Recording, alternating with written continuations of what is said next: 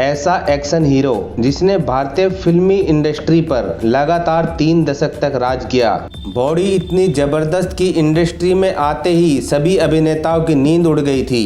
इस action hero को ही man के नाम से भी जाना जाता है। जानेंगे और भी बहुत कुछ इनसे जुड़े किस्से। आप बने रहेगा हमारे साथ। मैं हूं आपका दोस्त एंड होस्ट MA चौधरी। आपको ये वीडियो पसंद आए तो चैनल को लाइक और सब्सक्राइब भी कर देना ताकि आप लोगों को समय से लेटेस्ट जानकारी मिलती रहे। दोस्तों, आज हम बात कर रहे हैं धर्मेंद्र जी के लाइफ के बारे में, कैसे फिल्मों में आना हुआ और जानेंगे इनके निजी जिंदगी के बारे में।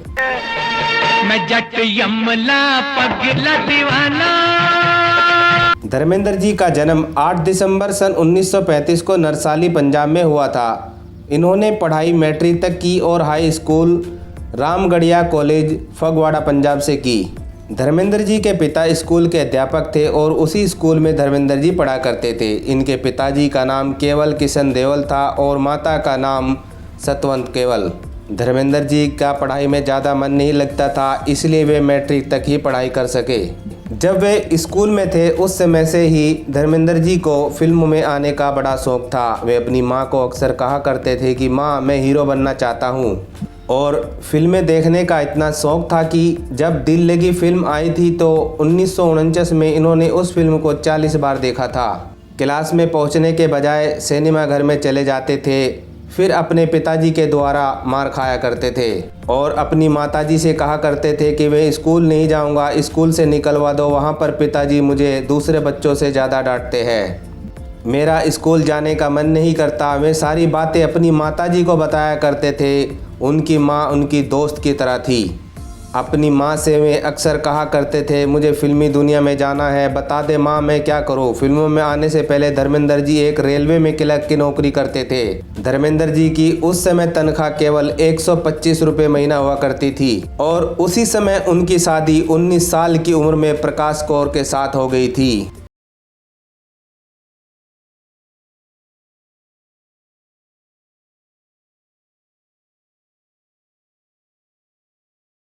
धर्मेंद्र जी का मन फिल्मों में जाने का था। रोज रोज अपनी माताजी से कहा करते थे कि मुझे फिल्मों में जाना है, माता मैं क्या करूं बताओ।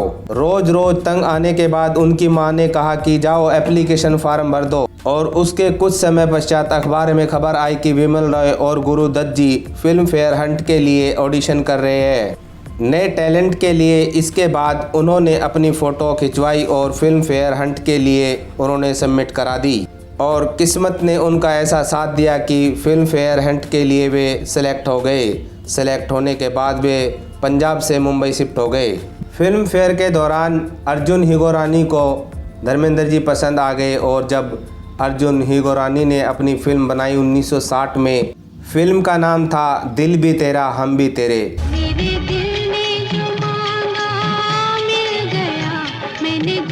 फिल्म के दौरान साइन कर लिए और उनको 51 रुपये का एग्रीमेंट भर कर दे दिया और यहीं से शुरू होता है धर्मेंद्र जी का फिल्मी सफ़र। उनके साथ में थी कुमकुम एक्टर। अपनी पहली फिल्म में कुछ नाम नहीं कमा पाए, इसलिए वे कुछ सालों तक संघर्ष करते रहे। उनके एक खास दोस्त थे मनोज कुमार। उस समय इन दोनों को भी नहीं पता था कि उनका नाम एक महान कलाकारों के रूप में लिया जाएगा। धर्मेंद्र जी उस समय जुहू में एक छोटे से कमरे में रहा करते थे। 1962 में आई उनकी एक फिल्म अनपढ़, 1963 में आई बंदनी और सूरत सीरत। इन फिल्मों से धर्मेंद्र जी को लोगों ने जानना शुरू कर दिया, लेकिन अभी स्टार बनना बाकी था। इसके बाद 1966 में एक्शन हीरो के रूप में धर्मेंद्र जी का नाम सिल्वर स्क्रीन पर छा गया। वे एक्शन वाली फिल्म थी फूल और पत्थर। इसके बाद उन्होंने पीछे मुड़कर नहीं देखा। धर्मेंद्र जी ने हमेशा के लिए रियल एक्शन किए हैं। माँ फिल्म में उन्होंने एक चीते के साथ रियल में फाइटिंग की थी। धर्मेंद्र जी ने हर तरह के रोल निभाए, एक्शन, रोमांटिक, सभी रोल बखूबी निभाए। धर्मेंद्र जी उस समय के सभी एक्टर्स के साथ काम कर रहे थे, लेकिन ड्रीम गर्ल के साथ इनकी जोड़ी सबसे हिट साबित हुई। ड्रीम गर्ल यानी हेमा मालिनी जी आगे चलकर इनकी वाइफ बन गई।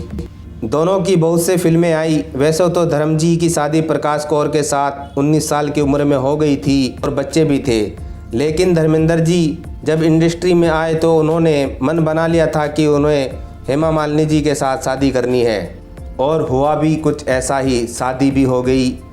दोनों बहुत ही आलोचनाओं का सामना करना पड़ रहा था, लेकिन दोनों ने हिम्मत नहीं हारी, दोनों एक साथ ही रहे। इसके बाद धर्मेंद्र जी ने अपनी फिल्म प्रोडक्शन ओपन किया और अपने बेटे सन्नी देओल को लॉन्च किया। 1983 में बेताब फिल्म से लॉन्च किया और इसके बाद 10 साल बाद उन्होंने छोटे बेटे बॉबी देओल को भी लॉन्च किया, फिल्म बरसात थी। और अपने भतीजे को भी अभय देओल को लॉन्च किया, फिल्म थी सोचा ना था। तीनों को अपने प्रोडक्शन हाउस से ही लॉन्च किया।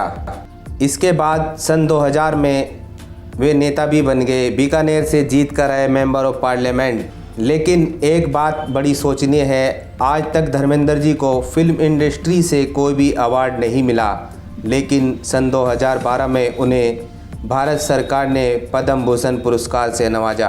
और दोस्तों, हाल ही में उन्होंने अपने पोते यानी सन्नी देओल के लड़के की शादी की है, उसमें लेकिन एक अफसोस की बात है कि उसमें उनकी ड्रीम गर्ल यानी हेमा मालिनी नहीं आई। दोस्तों, आप लोग क्या कहना चाहोगे? धर्मेंद्र जी को फिल्म इंडस्ट्री से कितने अवार्ड मिलने चाहिए थे और वे कैसे एक्टर है? आशा करता हूँ ये एपिसोड आपको काफ़ी पसंद आया होगा। वीडियो अच्छी लगी हो तो लाइक और चैनल को सब्सक्राइब कर देना। कमेंट में हमें ये ज़रूर बताना कि धर्मेंद्र जी कैसे एक्टर है। अब हम आपसे इजाज़त चाहते हैं, फिर मिलेंगे एक ऐसे ही बॉलीवुड स्टार सफ़रनामा को लेकर। धन्यवाद।